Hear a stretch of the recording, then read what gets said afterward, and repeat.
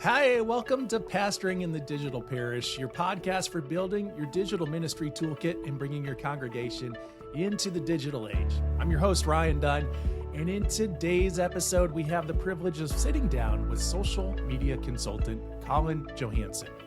Collin comes to us with a wealth of experience as the senior social media specialist for United Methodist Communications. He's the digital evangelist, helping churches navigate the ever-evolving world of social media and online engagement. As we witness our physical and digital lives becoming increasingly intertwined, Collin provides some invaluable insights into how churches can successfully carve out their own space in the online community. So in this session with Collin, we'll learn why live video should be a cornerstone of your digital ministry and how you can craft social media content that not only connects but resonates deeply with your congregation. From creating engaging sermon clips to scheduling posts for optimal impact, we dive deep into strategies that will help retain newcomers, especially around high traffic times like Easter, which is coming up. If you've ever struggled with keeping your church's social media fresh and effective, stick around. This is an episode overflowing with some practical tips that could transform your digital ministry game. So let's welcome Collin Johansson to Pastoring in the Digital Parish. Well, Collin, thanks so much for joining us on Pastoring in the Digital Parish. We're going to talk about, kind of all things social media for churches and digital footprints and all that kind of interesting stuff for people in our realm. But first, Collin, just how goes it with your soul today?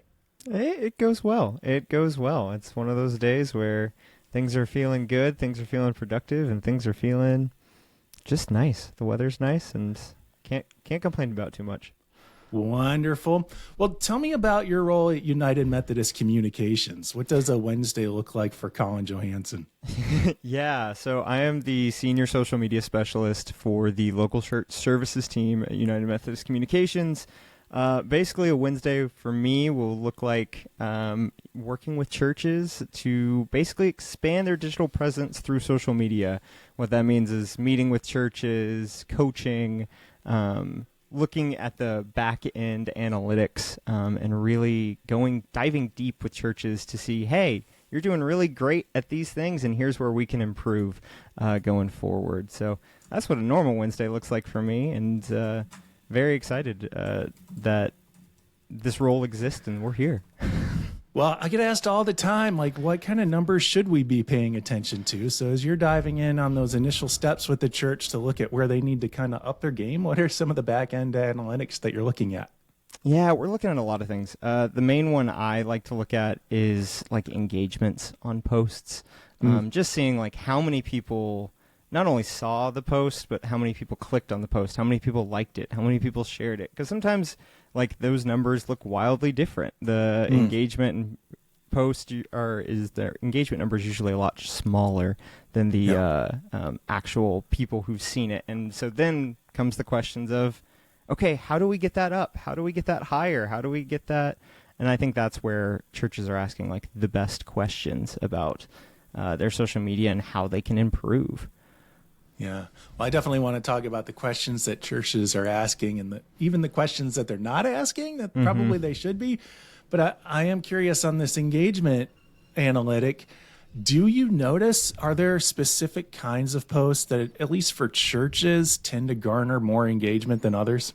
Yeah, there's so many different ways that you can really up the engagement. One of the things right now that's a big trend is video content. Video content's kind of everywhere on the social media apps, especially with TikTok emerging as such a huge social media platform overall. But that short form video content, even though it's not the easiest to produce in some ways, is what is working a lot right now. And I've seen a lot of churches find success with minute devotionals, just you and a person talking at a camera and just going through that, even keeping it really short to under a minute, and then the other being sermon clips. So having cutting a small little bit from a sermon on Sunday, posting it online, and people love that. People, if they miss church on Sunday and don't want to watch the full service, they can go back and watch that little clip and be like, cool, that was a great little piece of information that I can think of throughout the week.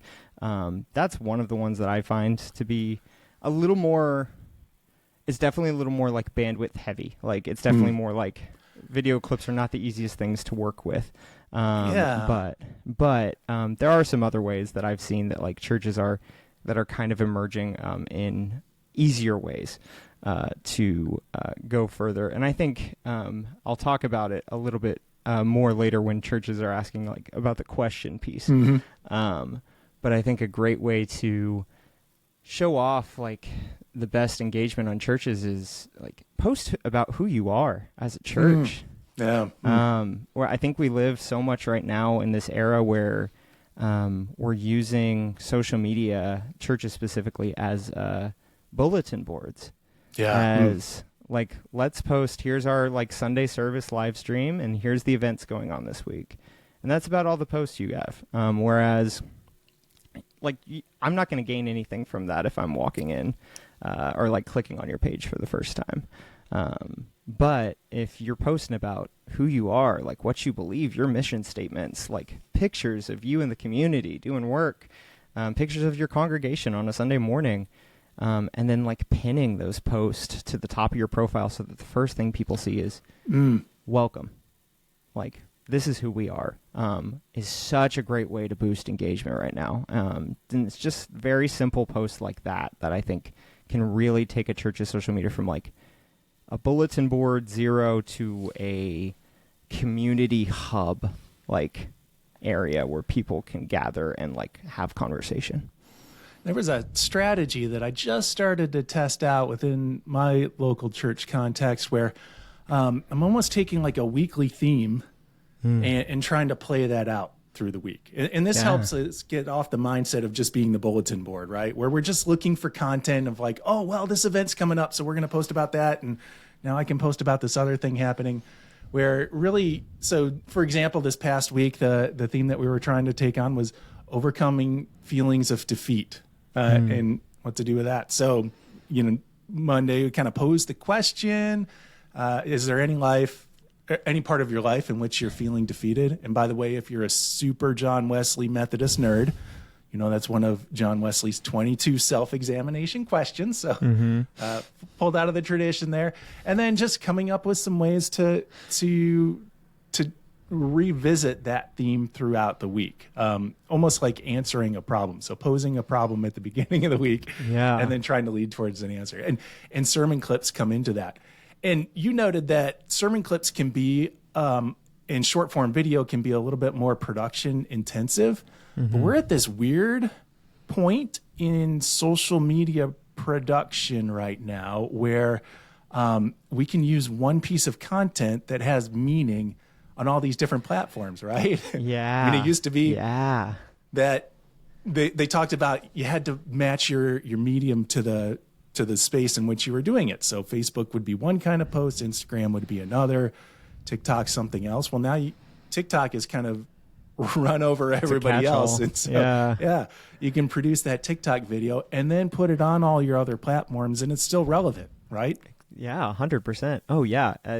TikTok is such a huge catch-all right now. Like, it's like word post and like photo posts and like video posts. And you can do that with Instagram. You can do that with Facebook. You can do that just about anywhere. And it's awesome. Like, it's awesome. I love how easy it is to access social media right now, even though it feels sometimes inaccessible in the ways that it is. But one thing I liked about what you were saying about your church setting, like having those like tie-ins, those like theme weeks, is awesome. I think one way a church can like really up its game on social media is tying in post to the sermon series that's happening, and being like, here's how we're connecting to Sunday online. Here's how we're like looking forward to the end of the week. And whether that's through like a quick little photo devotional post or whether it's through like a little scripture post here and there, that's a great way to like keep up. Like the theme weeks are such a fun time to like have. So do you have some churches approaching you about TikTok and strategies there? Are they looking to launch channels? Yeah, so there are some that are looking to launch channels for sure. It's definitely been, I think where a lot of churches I think should start is actually more focused on like sprucing up their Instagram, because Instagram Reels is a great place to if they are looking for that like younger congregation, like how to get that younger crowd in. Honestly, TikTok's a great place, but Instagram also has a really good feature with its Reels function to post there. So I recommend churches start there, but if they've already gotten on TikTok and are like doing that, I've had one church who I was talking to the other day, and they have a TikTok, and they were saying, yeah, some of our best posts are like just silly little dances that we've thrown together, or like what's like been trending. And it was really funny to like hear them say that, but also like good on them for like exploring that content, like, and making it relative to their church life. Like, that's awesome. Like, that's great. Like, I love that. TikTok is such a fascinating social media platform that I know so much about and also so little about. Right. Yeah. Yeah. I mean, it's at the phase right now where it's still very much open-ended, and people are willing to just kind of toss stuff out there and see what sticks. So, and that can be a lot of fun. It can also be pretty cringy. Like, even in the ways that I've tried it on building a TikTok presence, I look at some of the things that we were executing a year ago. I'm like, I might just want to pull this off because I'm not proud. Yeah, and that's fair. Yeah. I honestly don't think it hurts sometimes to like. I did this a number of years ago with my Instagram, like my personal Instagram, where I just did like a cleanse of like a bunch of old photos and things, and like kind of gave it a fresh start, which was kind of fun and refreshing, and like didn't know I needed that at the time, but it worked for what I wanted it to do. So, well, churches might be looking for TikTok, but it's more likely that they're probably looking to engage in other ways. So what are churches asking for when they are coming to you for consults on social media? Yeah. The biggest one, and I've kind of already named it, is how do we get the younger generation? Okay. It's such a huge question, right? Like, what is... Yeah, how are we we've been asking this question for my entire life. We've been asking it for such a long time, you know.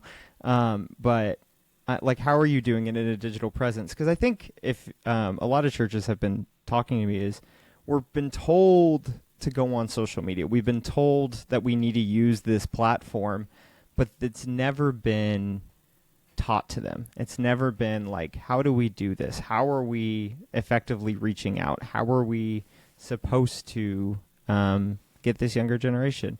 And it's such a tough question overall, but I think the best way to do it right now is just being honest about who you are. I mean, the world is such a like place like full of quick information nowadays, and so the quicker you can get your information about who you are, the better right now. And so like that's why I say like utilize that pin post feature on like Instagram and Facebook, because if you pin your post to the top and like the first thing people see are you are welcome, like they're most likely gonna like look deeper into what the church is all about, the events and everything else that's happening. Yeah. Okay. I think that's probably the biggest question I get most of the time, for sure. So for folks who are building out their presence then, or maybe they already have a presence, but it's very much the kind of the billboard presence or bulletin board presence that you were talking about, where they're, just kind of like, hey, we have this Bible study on Wednesday night. Would love to see you there. Or here's what last Wednesday's Bible study looked like here with our 5 smiling faces. What kind of content would you recommend that they invest into next? Yeah, that's a good question. I think the content I would personally recommend like next is the work of like the work that the church is doing in the community. Investing really heavily in that content, like naming the nonprofits that you're working with, what volunteer opportunities are out there. People are always, at least I know myself, and several of the friends I talk to up here, but we're always looking for like different volunteers up here, like opportunities up here. Like, how do we get involved? How do I like on a weekend, like get, help someone out that I can't help during the week? Like, how do I find that? How do I do that? And churches are a great way to like connect people with nonprofit organizations and connect people ways to do ministry and a variety of ways. And it doesn't all have to involve worship. It doesn't all have to involve Bible study. It can, like, we are called as people of God to go out into the community. I mean, that was one of Wesley's big things, was to go out into the community. They preached in a field because he wanted to be out in the community doing the work. And, that's where I think a lot of people, where we need to be at, really looking deeper into those volunteer opportunities and posts. Well, and I appreciate you saying that, because not only are you offering this perspective as somebody who works in the world of the church and social media, but from the church perspective, you're also a young person, Collin. So this is true. Yeah. That connection of how do we connect with the young people? Sometimes it pays to lean into the young people. It does pay to lean into us sometimes and like really evaluate that. And I think another thing too is like we're looking, if I'm online, I'm looking for like the fastest content I can see. And a good way to actually do that is through stories, story posts on Instagram and Facebook. Okay. All right. Yeah. So posting like up in the very top, like the first thing you log in and see those stories at the top, you just tap it and click through. But like, even if it's a repost of something you posted earlier, great. Like that's still like quicker information. The quicker the information, quicker we're here for it. I don't know why, but we like the quick information. So what are some of the secrets to stories? Because I have to admit, I've been a little bit disappointed in the stories that I have invested into posting in terms of reach. And maybe it's like, I try it, 2 people see it, and I'm like, well, forget that. I'm going back to the, Sunday's scripture meme because everybody wants to see that. So. That's for sure. So for story post, I think there's a number of different ways. I think, and one of the ways is like universal social media thing is when to post your stuff.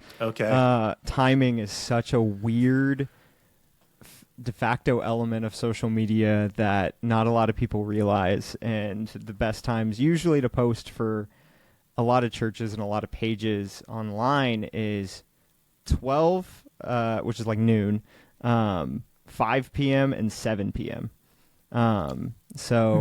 Interesting times. So 12 is usually when people are taking their lunch at jobs. That's perfect time where we're like, I don't want to, I don't want to be focused on my work, so I'm just going to get on my phone and start scrolling through my social media. So first thing that comes up is your post. Great. 5 p.m. is a very similar thing. People are getting off the clock. It's about that time where people will start scrolling again. 7 is the flexible one. 7 is the one where like it's kind of after dinner time or maybe right about dinner time, and people are kind of settling down for the day. People are kind of ending for the day, and that's about the time to like post. You can post later after 7. I actually sometimes recommend posting later after 7, just because people start to get in bed and they don't want to read. They don't want to do any of that. They just want to scroll on their phone, and that's a good time to do that as well. But I think that's the first way. I think the second way with story post is to make it attention grabbing. So one of the things that like I always see and always fall for is if you've just made a post and you want to post it to your story, link it to your story, but then put a sticker over it that says like new post, and like where they can't see what the actual post is until they have to click on it. Which is really, it's such an annoying tactic, but it works every time. Yeah, I'm trying this week. I will be that guinea pig. Yeah, it's a weird little thing that works. I've found that works a lot for me. And then the last way that I've found that like is helpful is like posting more like live content on stories.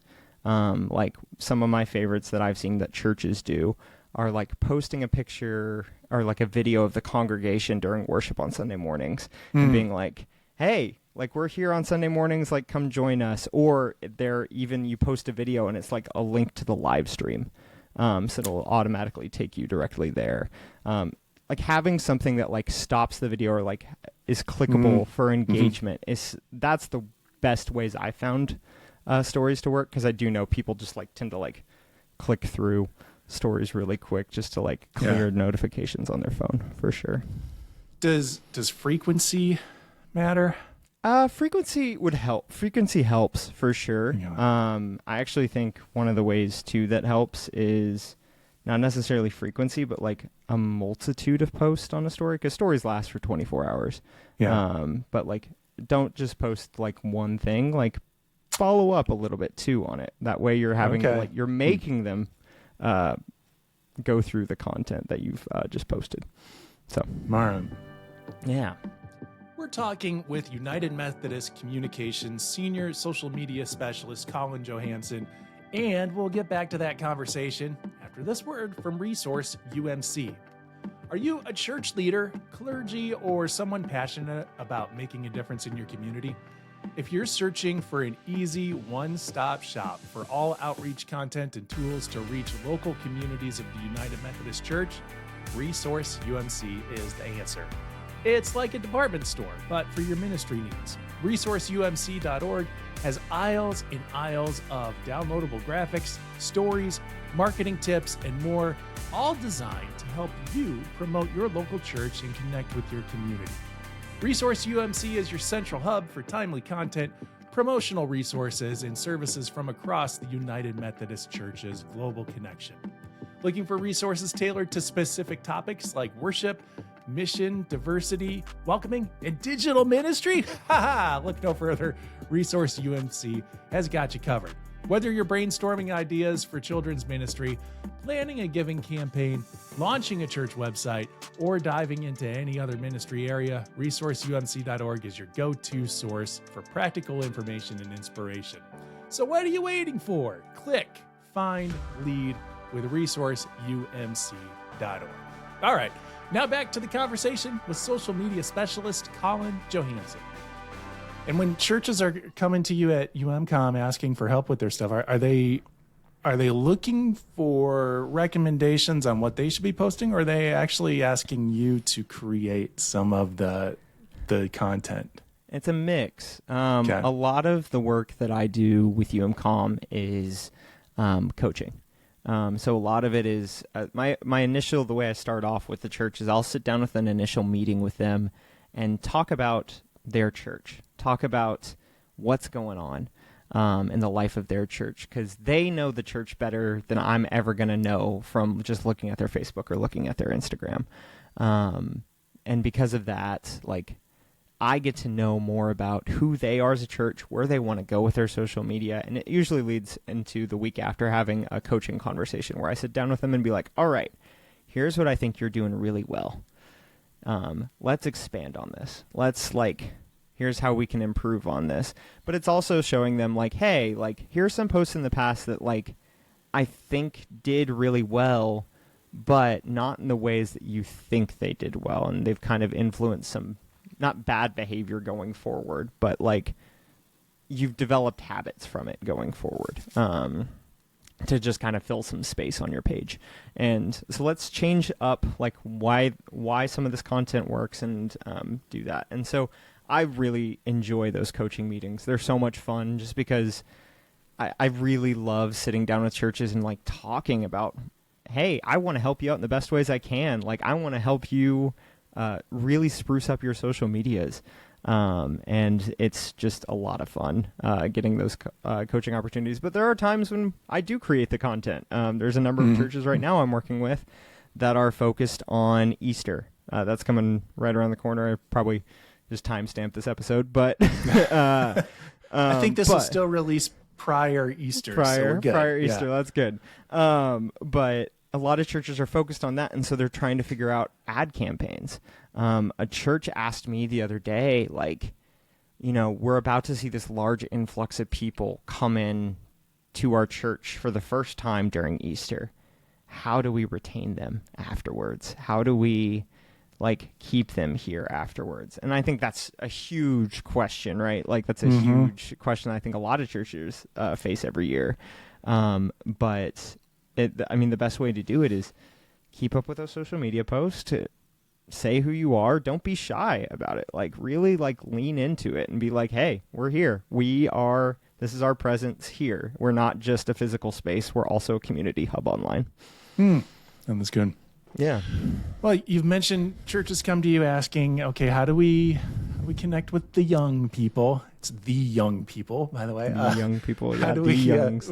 what kind of stuff should we be posting? How do we keep people here? What are some questions that you wish that they were asking when they were coming to you? Yeah.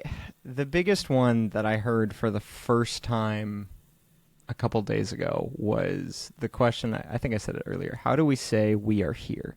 How do we say we are here in this online space as well? We're not just a church on the side of the road. How do we say that in online? And I was like, that is a great question. It's because I think a lot of people and a lot of churches just see themselves as the physical building. I don't think a lot of they see the potential that they have online to like grow, to reach out to new people. We live in such a cool time right now on social media where like zooming into a church or like live streaming into a church halfway across the country is not uncommon, which is really cool.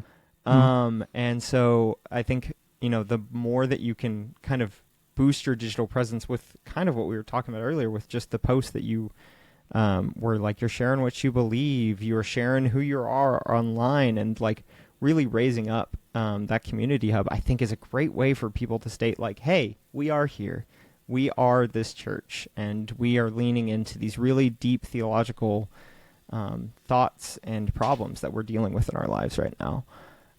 That's definitely one of the things that I think churches, I wish they asked me more, was like, how do we say that we're here? Yeah. Okay. Yeah. Does live video really then give that kind of message? Is that something that you would recommend then? If you were asked that question, would you then encourage people to really lean into the live video? That's what I was thinking about as you were talking. Yes, I highly recommend leaning into the live video. Okay. Live video in churches, I think, is really important. Actually, I'm going to shout out the church I go to right now. But Union Church here in Boston, we do a very interesting way of worship. We have a live stream on the website and on our Facebook page, but it's also a Zoom. And so what happens is you see like 60 or 50 to 60 people live on Zoom on the big projector in church with you. Right. And we all log in on Zoom to they say texting in church is just fine here because they want to have that interaction online. We want to have that congregational setting online and really leaning into that hybrid system. And having that is such a cool experience every Sunday because I get to chat with people and see people that I don't usually see come into the service. And if I'm at home, I get to see people and have a time to chat on Zoom and be like, hey, how are you doing? How's your life been recently? And check in with people and still have that live space, that live video space, but also exist in a community space as well, which is really fascinating. Well, what a cool idea. I mean, just to remind the people who are quote unquote in the room that the room is so much bigger than what you see before you. In our church, we acknowledge that people are watching online, participating online, but the people who are sitting in the pews have no idea, who that is or how many there are joining them in the spirit of worship that morning. So that's just kind of a cool way of offering an added presence to what you're doing there. Yeah, it's a really cool thing that we've been doing for a while, and I love how much we've leaned into it. It's definitely got some logistical challenges from time to time, but I'll bet. That's as you were talking about it, I'm like, I wonder how they make that happen. There's got to be all kinds of redirects that they're doing through. It's so tricky. It's so tricky. I could go into depth on it, but it's very tricky. I'll bet. Yeah. Mm-hmm. Yeah. But I think another question that I would love churches to ask more is what we're posting engaging? Because I think we I think we default to this like idea, like I said earlier, of like the bulletin board church, of of the bulletin board social media page, and how do we move away from that? Like what does engaging content look like? What is are we just posting to fill up our page, or are we like posting to like really reach out and engage our community, engage our thinking processes, and all of that? Because I don't think a lot of churches ask that when posting online, just because I think they want to get people involved in the space as much as possible, like in the physical space as much as possible. Mm-hmm. Yeah. Yeah. Well, they're also trying to kind of fill some felt quota of, well, we've heard that we need to post 3 to 4 times a week. So, volunteer social media manager. And I'm speaking for other people, nod, wink, wink, who looks around and is like, well, what kind of content can I put up there that, might fill my quota for the week? Yeah. Right. Yeah. No, there's definitely, there's one of the practices that I've always loved in social media management, but it is kind of that like quota filling thing, is having a social media calendar and like planning it out through either a weekly calendar or like a full monthly calendar. But having that access to that like does hold you kind of accountable to I do need to be posting that this week. But it's also like there's also like a creative aspect to it too. Like you can start to tie in those theme ideas, those sermon series ideas, the different ways we can really live into what it means to be like a community space online, and come up with fun, different ways to like tie in different posts. But yeah. Have you been given free range enough where a church comes to you and says, well, here's our Instagram account. Will you help us create a calendar for the next year or next month? Yeah, I haven't been given that yet. But that being said, in a lot of my coaching, I do offer like a template for churches to like take hold and like run with. Another great feature I talk about in my coaching that I think is so helpful that a lot of churches don't use is in the Meta Business Suite in Facebook and Instagram. There is a planner function where you can post and like basically schedule posts weeks out in advance. Yeah. And that way it just takes so much off your plate. You're not having to like really think about it. Like I would recommend checking in on it, obviously, when it goes live. But outside of that, like it kind of just does the job for you. You don't have to really worry about too much about like whether something is going to go live, whether something is going to work or not. And it's going to give you the numbers back as well, like after a couple days, to be like, hey, here's how many engagements came up. Here's how many ideas, and like it'll give you an idea through the rest of it, the time that it's up. So. With the template that you were talking about, do you have a kind of a rhythm to a week or a flow? Yeah. So what my ideal, this is not everybody's ideal. I would say like do it in your own church context. But the way that I've always seen that works, Sundays always have that like worship live stream ready. If you have anything else you want to post on Sunday, great, post it. I usually don't recommend a lot of churches post on Sunday just because the live stream is so effective in what it does. And a lot of people are not going to be logging in to their Facebook to look at the church afterwards on Sundays. Mondays are the day I would post any events in the week that are happening, just to get it out early in the week. Let people put it on their calendars, whether it's weeks away or whether it's like that week. I think it's important. Mondays are such a good day to like, all right, everybody, let's reset for the week and let's chat about this. Tuesdays are kind of a free floating day.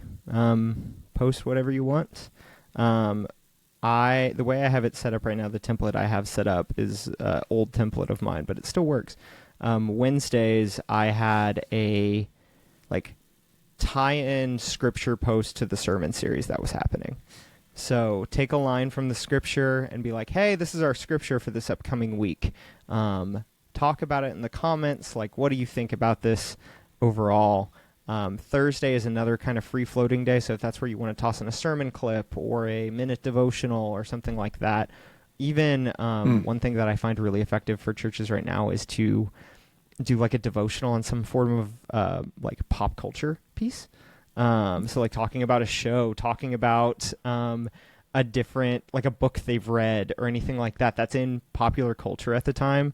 I know I used to do one with Ted Lasso that I really loved, and that was a lot of fun because that was such a topically relevant piece at the time. And then Fridays, doing another devotional post, but this time just being a question that ties into the sermon series. So talking with the pastor, or if you are the pastor, coming up just with a question for the sermon series that you have on Sunday, and just saying, hey, like, this is our scripture, like what, like really get people's minds thinking for Sunday, so that when they come in Sunday, they can be like, hey, like I had this, thank you for that question on social media on Friday. Like my mind's been thinking about it all week. Now, like, I've heard your sermon, it was great. And like, it's a great way to talk to people in the church, but it's also a great way to talk with people outside the church. Like, I've been really wrestling with this question that our pastor asked us, and that could introduce new people into the church as well. Talking about it on like a social setting on Friday night or Saturday. Overall, Saturdays are kind of another free day. Post whatever you want on Saturdays, right. Because Saturdays are such a weird day for social media. Like I feel like everybody posts on Saturdays just because it's the one day everybody has off, everybody's free, and everybody gets to do what they want. So, yeah, another day like that. But that's kind of like the template I've always had. That's I found that has worked in the past.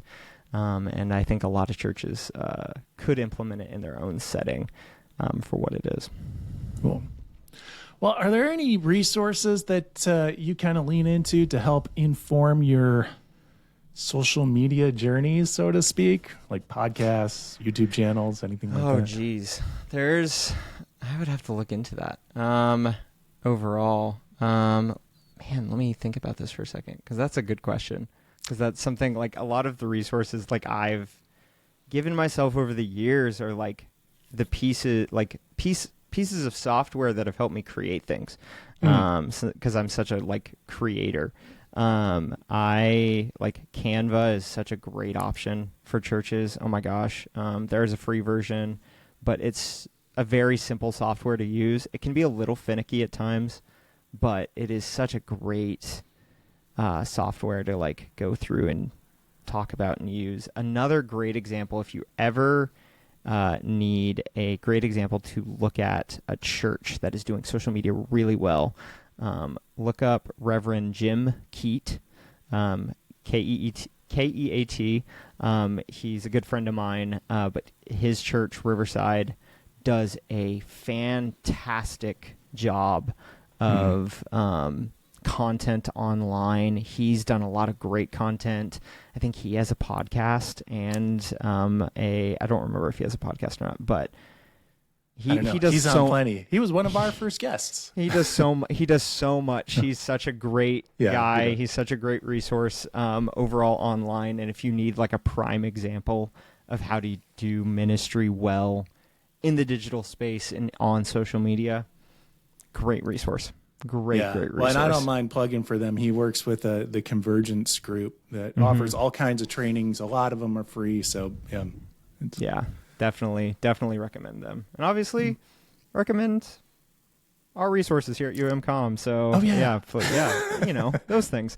But yeah, I've been really enjoying like just coaching through these tough scenarios with churches, talking through these random ideas about social media and how to do stuff effectively, because I don't think it's not that we necessarily don't know how, it's that we are still learning and that we're always learning to go forward with it. And let's try and not put ourselves down, but also just like keep building ourselves up in the social media realm. Yeah. So there are available trainings and resources available at ResourceUMC.org. Cha-ching.